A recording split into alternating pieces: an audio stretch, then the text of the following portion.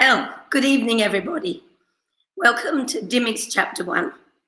I'm Pamela Watson. I'm a travel writer and the author of GIBBOUS Moon over Lagos, Pursuing a Dream on Africa's Wild Side. Thank you for joining me. Unfortunately, I don't have coronavirus, but I do have a very bad cold.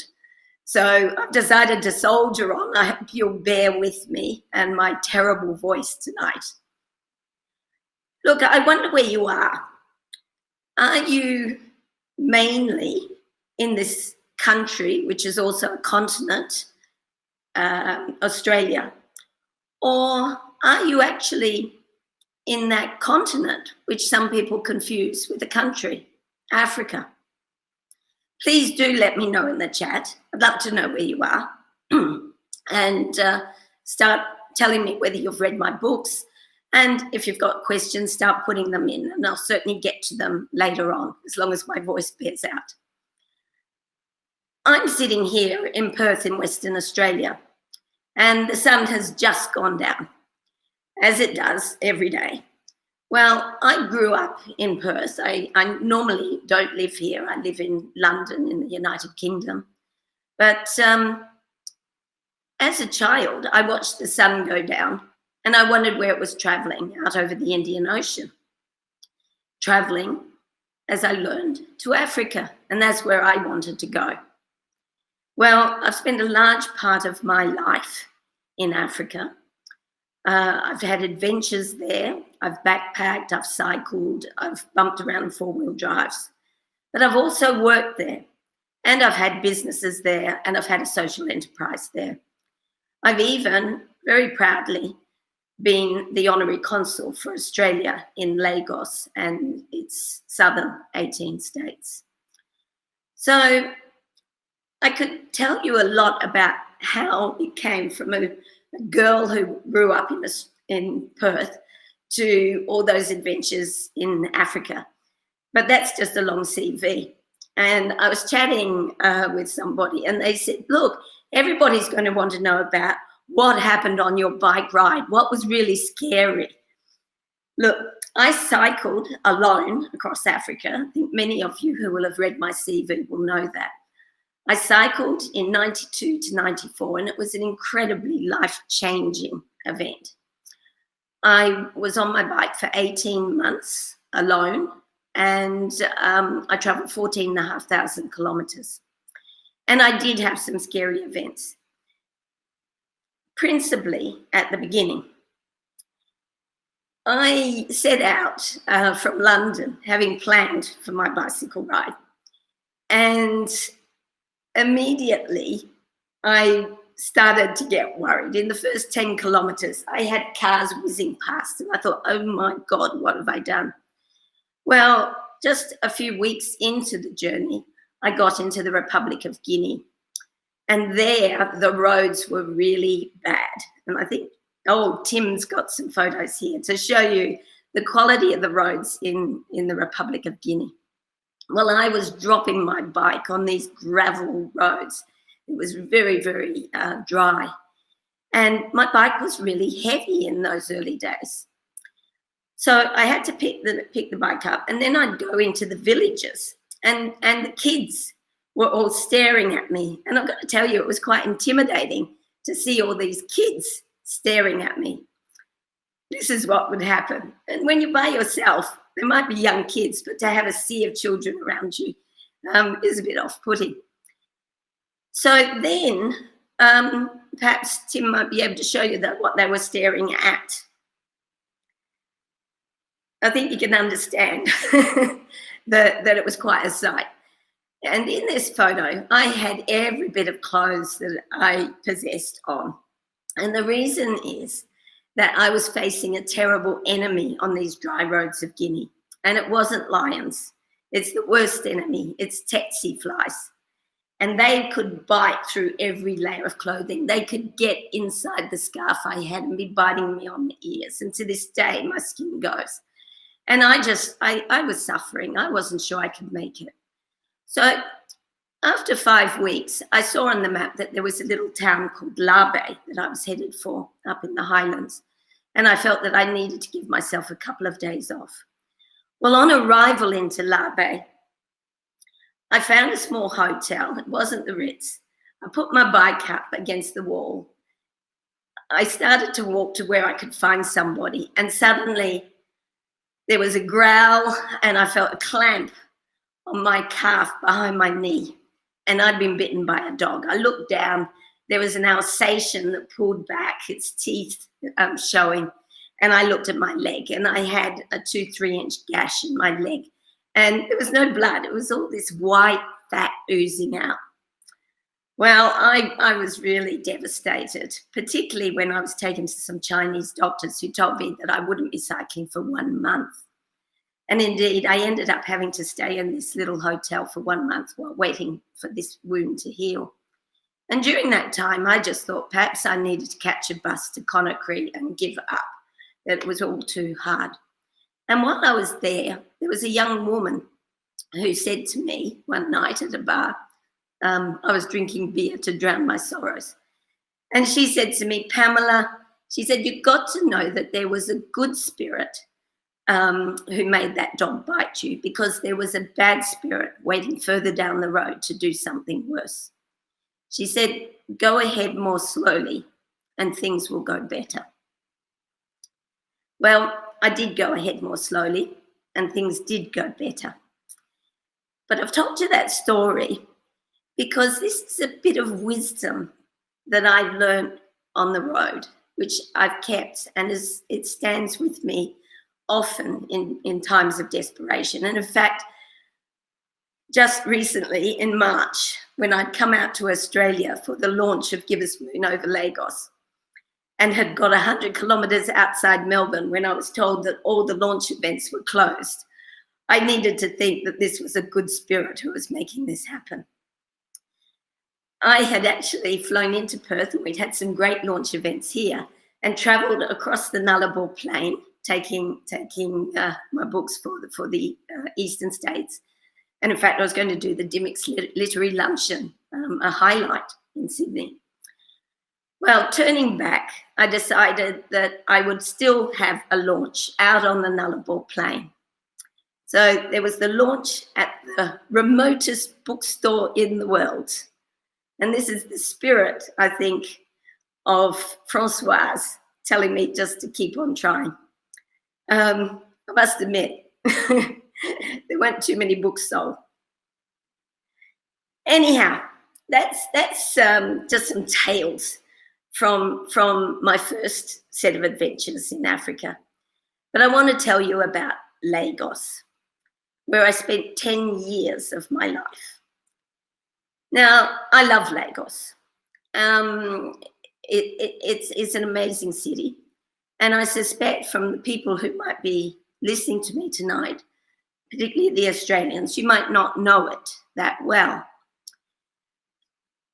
Perhaps a way to make you more familiar with it is to suggest that you think about the Gold Coast. Now, you know the Gold Coast, right?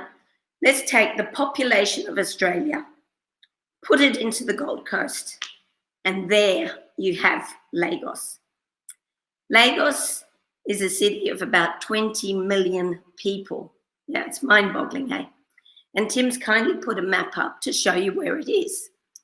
So I think as Australians, we're far more familiar with the Indian Ocean, and hence we know South Africa, we know Tanzania, we know Kenya, Zimbabwe, all in the east. Nigeria is over in West Africa, a country of nearly 200 million people today, and its commercial capital, 20 million people. It's the largest economy in Africa, the country, and Lagos's economy is as big as the economies of Ghana and Kenya combined. It's amazing that we in Australia don't perhaps know it as well as we should. So, in telling you about it, you're probably sitting there thinking, this is an adventure story, but this is in a mega city. What about wild animals? Isn't that how we tend to think about Lagos? Well, Lagos has plenty of two-legged wild animals, as well as being a very exciting place to do business and to feel the engine of change that is happening in Africa. So, Tim, perhaps you could put back those photos of Lagos just to give people a flavour of this very large city. I call it Manhattan on the South Atlantic. It has many, many high-rise buildings, of which this photo is of Lagos Island, which is where the old central business district was. So there's another central business district on Victoria Island where there are even more. And then show another photo, please, Tim. This is Lagos by night, and this is just to show you that it can look very glamorous. It's a very enjoyable place. But the final photo that I've had in the selection is Lagos from the air. And this is to help you get an impression of the extent of Lagos. So on the islands near the ocean, this is where the central business district is. It is where the residential areas are for expatriates and for the wealthier Nigerians. And then Lagos spreads to what we call the mainland. And there, life can be challenging. So in terms of my book, what can you expect in reading Gibbous Moon over Lagos? Well, I call it Wilbur Smith meets Bill Bryson. Now, do you remember Wilbur Smith? Adventure writer, I think in the 70s or 80s, but always in Africa, over in East Africa. And he always had a kind of a chisel-jawed hero. And, well, that hero, that's meant to be me, sort of. Bill Bryson is perhaps a better parallel, because if any of you have read Bill Bryson's stories, travel stories, he bumbles along. He has a series of misadventures, and you laugh a bit along with him. But along the way, you get to learn about the places that he's been to. And I'm hoping that in joining me in Gibbous Moon over Lagos, that you bumble along on my misadventures and learn about this incredible city as we travel together. So let me tell you about my life in Lagos. I lived in Lagos from 1999 to 2009. So it was for 10 years. But the action of my story is actually from 2005 to 2009, because it was really a game of two halves. I went out to Lagos in 1999 to join Accenture, and I was Associate Director of Strategy. That's my profession. I'm a strategy consultant. And but during those first 5 years, I set up my own practice, Strategy Works, and I set up a social enterprise, which was really my passion, Ecological Papers. And I was there with my partner, Alec, who was had been transferred there separately, but happily together, by a multinational. And his multinational provided us with where we lived. So in that first 5 years, I lived in a tropical paradise. And we had 16 staff. A lot of them were security guards. And whenever there were problems, I could call on protocol staff. So I thought I was being fairly adventurous to set up my two businesses. But it was nothing to what I actually encountered when in 2004, Alec, as I call him in the book, was transferred away. And I think he, and perhaps others, thought that I was going to then leave Lagos. But I had a sense of purpose, and I loved the place. It had been a slow burn love, I've got to admit. But by 2004, I didn't want to leave.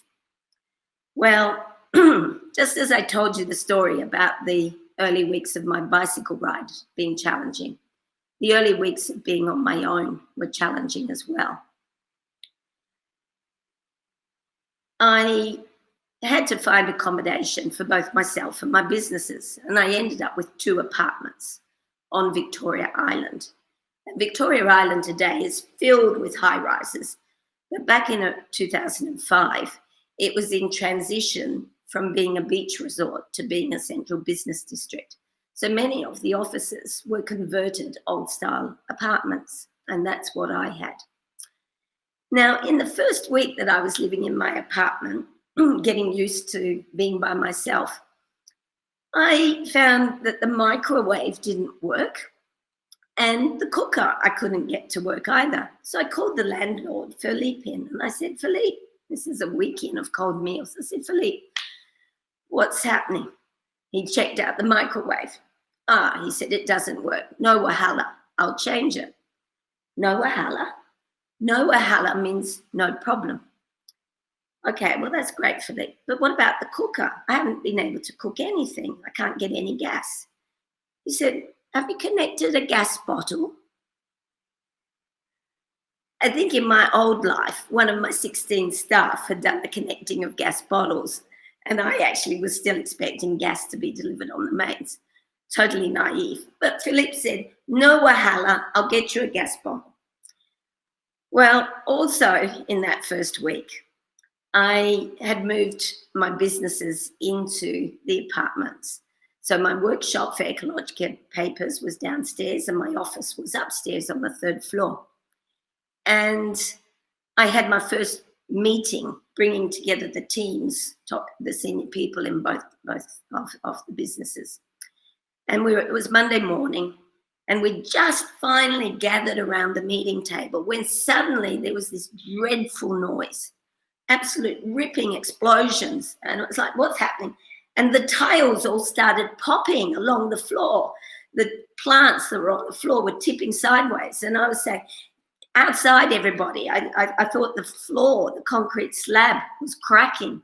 Get out. So we all ran outside and reassembled downstairs. Well, this apartment was also rented from Philippe. And Philippe came out rather sanguine, and he said, what's going on, Pamela? So I told him the story. He went upstairs to look at him and look at these tiles. And he said, it's because you've had the AC on. We laid the tiles while there was humidity, but now it's dry. The adhesive has expanded and all the tiles are cracked. No wahala. We'll relay the tiles. Well, this was how I learned about no wahala. And no wahala is another bit of wisdom from my adventures, and this time from Lagos. And it was to stand me in very good stead. Because no wahala, no problem, basically means not to look back, not to look at what you should have done in order to avoid the wahala. Because in Lagos, there's always wahala. There's wahala in every day, let alone in every week. And the thing to do in Lagos is to be looking forward, to work out how you can take this problem and resolve it. And that's good for your stress levels as well. So again, when COVID-19 dealt its blow to my book launch, I just had to go, no wahala. So that's how I started out in Lagos. I thought perhaps I should show you the products that I was making with my social enterprise. Because in many ways, even when I go back to Lagos today, and I still go back to Lagos, people say to me, what happened to your paper company, Pamela? People really remember it. Well, my paper company, we made cards like these. I don't know whether you can see the texture of the paper. This card, that's another example. Now, these cards, if you can see closely, have got Nigerians and Australians in there. And these were produced as a result of a competition that I ran as honorary consul. And it was called Australia-Nigeria United. And I ran it with school children in Lagos and school children in Australia. And these were the prize-winning entries.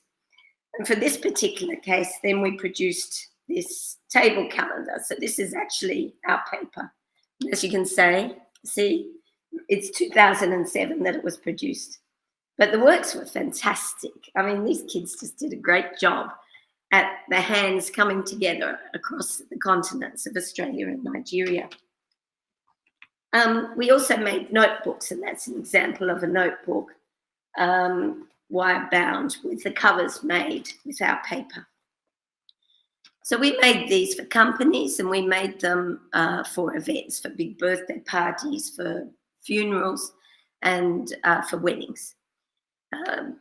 And the thing that I made this social enterprise for was to create employment. Because I think an important thing to understand about Lagos is that people are coming there all the time. It's a magnet. That right now in Africa, people are leaving the villages, rather like Europeans left farms during the Industrial Revolution. It's a huge urbanization happening. And the magnets are the big mega cities, of which Lagos is the biggest. And people are packing up their bags, but they're also packing up their hopes.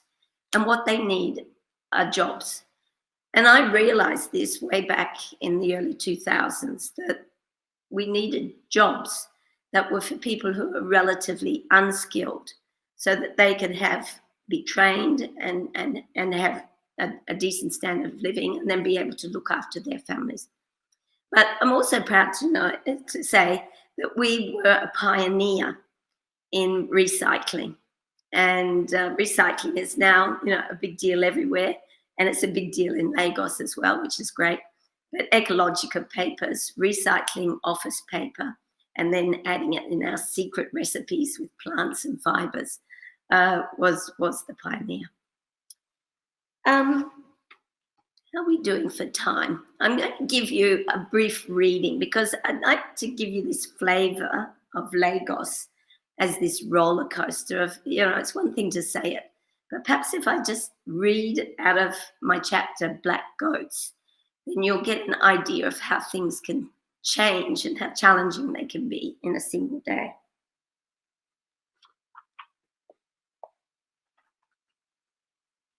There was uproar outside.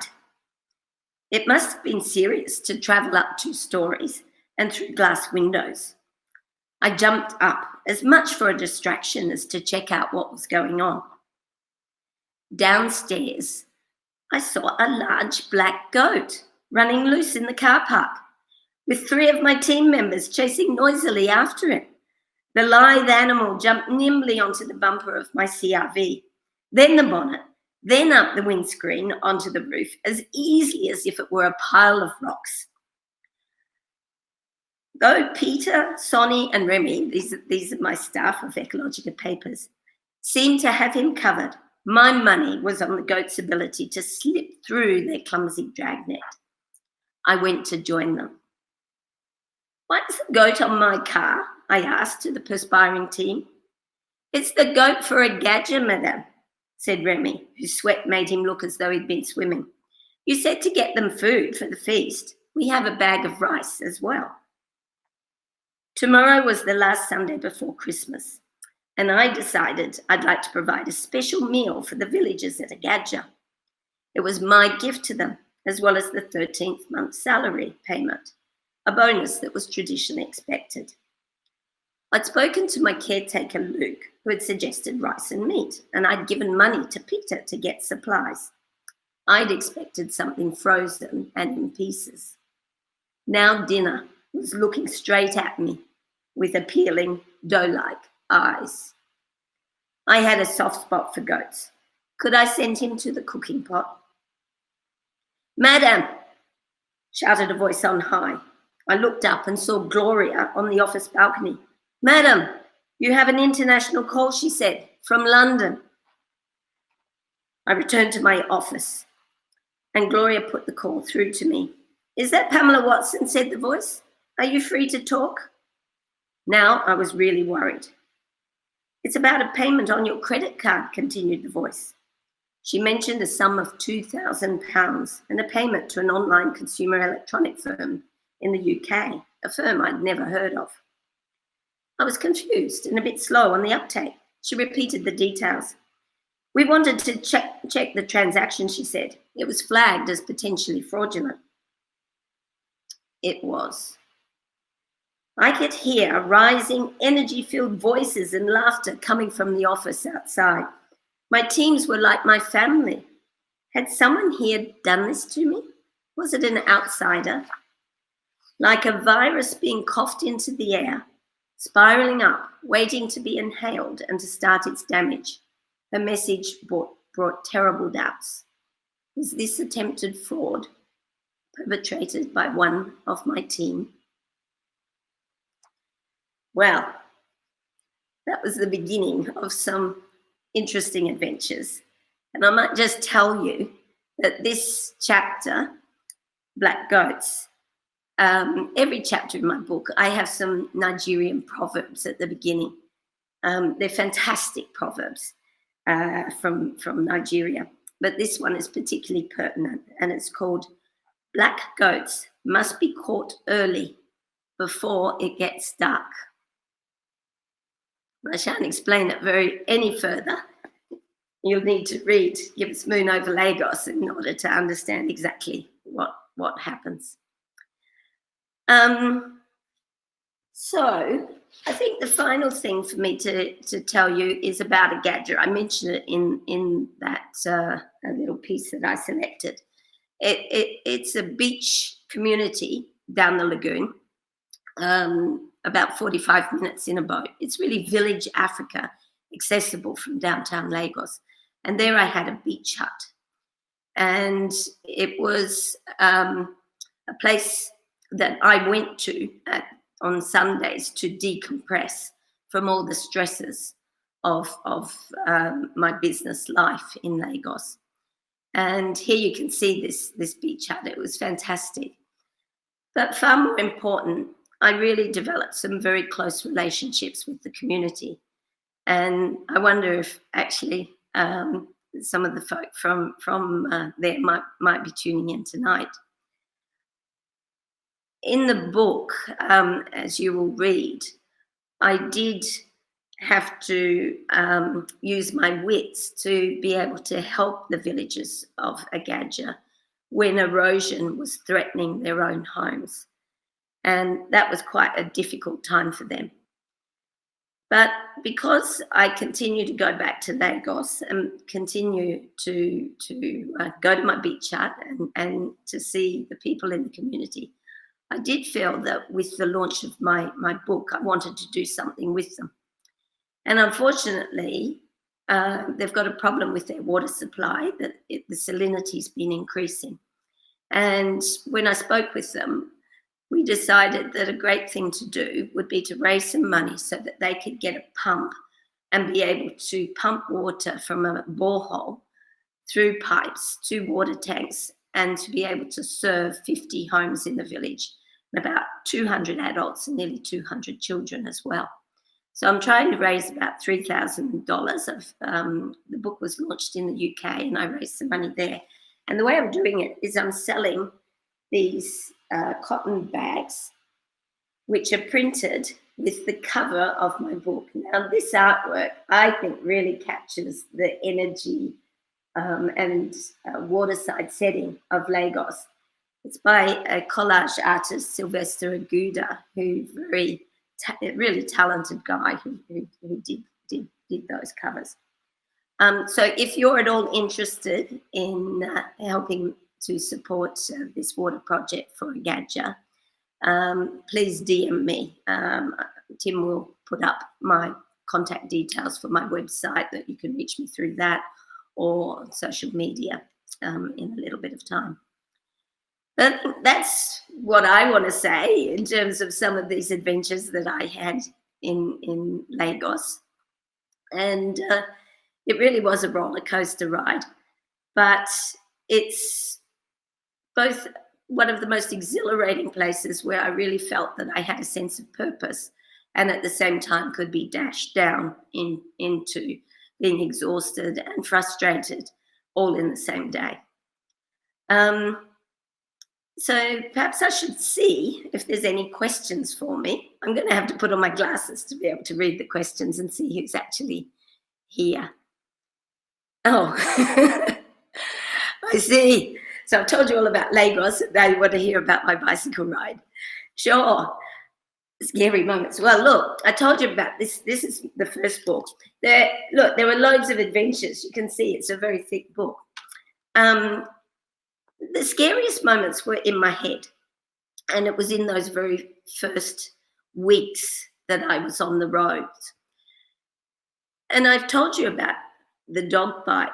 I think another moment or another period which was particularly difficult was about halfway. It was when I was in Cameroon, and it was the wet season. I badly timed things, and I got into the mountains of Cameroon when the roads had turned to mud. And basically for 3 weeks, I was pushing my bicycle through mud, which came up to my knees. And I was really struggling again. And there was a night that I was taken in by villagers. It was happening all the time. They were so kind to me. People had so very little. But I was exhausted and I was covered in mud. And these villagers led me to a grotto where I could wash myself and my clothes and get refreshed for the evening. They left me with my privacy. I came out and it had been magical. I mean, this is a beautiful, beautiful grotto just near sunset. And as I came out, I stood on the edge of the mountainside and I saw mountain after mountain in the distance with the sun setting behind, a misty sea. And I was lost in the beauty of it all. And at that moment, I was joined by the son of the chief who had invited me to stay. And he was silent for a while. And then he said to me, he said, look, I'm sorry that we had to offer you that grotto for your bath. The water is so cold, it gives rheumatism. And then he added, as he looked out onto the scene, he said, this land is so bad. The land is so steep. It's very hard to work. And this I can count as the moment when I woke up from seeing things through my eyes and started to see things through the villagers' eyes. And I do think that it was the struggling that I was doing that gave me a connection with the struggling and suffering of the villagers. And I've got to tell you, I can perfectly understand why villagers are leaving and going to places like Lagos looking for a better life. It's a very tough life out in villages. So not perhaps scary, but a very important incident in my life and my adventures in Africa. What's that one? What inspired me? That's Luke. Hi, Luke. What inspired me to go and live in Lagos? Look, I cycled through Nigeria in this 92 to 94 cycling ride. And I was there at a pivotal moment when they were having their first democratic election, trying to return to democracy. And I was actually in Lagos on June 12, 93. An election was ultimately annulled. And as I cycled through Nigeria, people were really scared that there could be violence. And I was very attracted to Nigerians in their seriousness about wanting their country to really improve. But I felt their despair at the leadership that was not letting the country change. So roll forward later in that decade, when finally democracy had come to Nigeria, I knew that this was a place where the private sector was really big. And actually in 97, I went off to Accra. I mean, who doesn't love Accra in Ghana? But it's very tiny. And I was there trying to start business, and my primary way of funding myself to be able to live in Africa was in running a strategy consultancy practice. Well, there just wasn't a big enough private sector in those days in Accra. And I looked across the border and Lagos beckoned. There were factors that came along that meant it was easy to go there, and I joined Accenture, as I said. But yeah, it was really because I was anxious to get back to Africa, but to take my professional skills there so I could live there. So I hope that answers your question. And it was a very happy time that I had. Right, I've got another question. Melissa, was my honorary consul role an onerous one? I thought it was going to be quite romantic. I had images that, I'd be perhaps having a diplomatic bag, that I might have diplomatic number plates. Lagos has really bad traffic, and I thought, oh, great, I'll be able to go through that traffic much faster. I thought even I might be able to arrive through immigration more easily. But none of those benefits came to pass at all. I must admit, I had to make up my role. I was told that what the Australian government wanted me to do was to help bring together the Australian community who was living in Lagos and the southern states, who had been without the diplomatic representation there, and the community got dispersed. And so that wasn't onerous. I really put a lot of effort into those social events. But I decided that it was important to bring Nigerians and Australians together. I think the most onerous part, and this was a really sad part, was that I did receive a lot of emails from Australians who had been, who thought that they were in relationships with Nigerians and other foreigners, and they had met their fiancé in dating rooms online, and they were contacting me because they were worried that their fiancé had had an accident, or they'd sent them money to get an air ticket, but they weren't able to buy the ticket, and they wanted me to help. And immediately I knew that if they had only met that fiancé online, that person didn't exist, and I had to break the news to these people. And that was quite heartbreaking, because these people were not caught through greed, they were caught through loneliness and love. And although I know that this is one of the things that many people associate with Nigeria, I've got to say that these email scams are now from all over the world. And the really disappointing thing for me back in those days was that I really tried through asking Canberra and the Australian government to put more into letting Australians know about these frauds that were happening. And I was told that it was on the Australian government website, which frankly I didn't think was enough. So that was quite heartbreaking and hard to have to deal with these people's stories. And that was probably the toughest part of being honorary consul.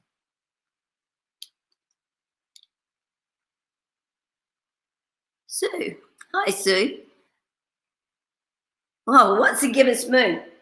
Well, if you look out your window tonight and you're in a cloud-free part of the world, we have a gibbous moon. A gibbous moon is a 3/4 moon.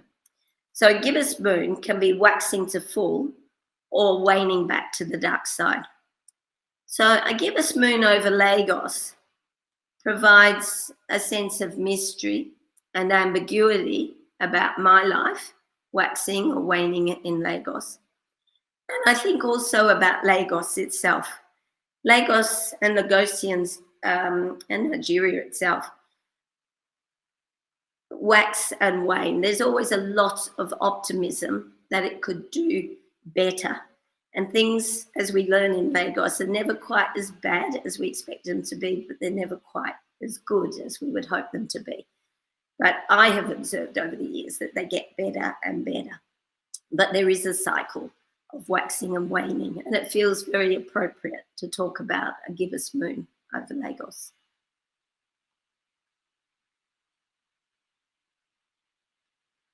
So this is Jocasta. Hi, Jocasta. I would really struggle with the instances you had of having your trust broken so badly. Have you had any contact with or news of those who betrayed you, and how did you process all that? With hindsight, would you do it again? Look, it's tough when people betray you. Got to be honest. And no, I've not had contact with those people, not at all. On the other hand, it gave me a lot of personal growth. It gave me a lot of insight into what other Nigerians go through, because this is actually what I discovered out of this process. It wasn't because I was an expatriate that I experienced some of the things I did, that this is, it's common. And building trust and sustaining trust is a real challenge in Lagos, and it's really important to focus on it. And these things are not abstract in Nigeria. Ethics is not abstract, it's concrete. You have to go in knowing that you have to build and sustain trust, and it means you have to know exactly where lines are. You have to know how you're going to keep those lines, because you will be challenged. And so for me, it's provided me with a lot of learning about the fact that yeah, trust is not about having a team game and tipping backwards and saying, oh yes, I can trust my team to catch me. No, you really have to work at it. And I think I understand much better about what it takes to build that trust now. Ooh, last question. Gosh, time's gone really quickly. I've enjoyed it.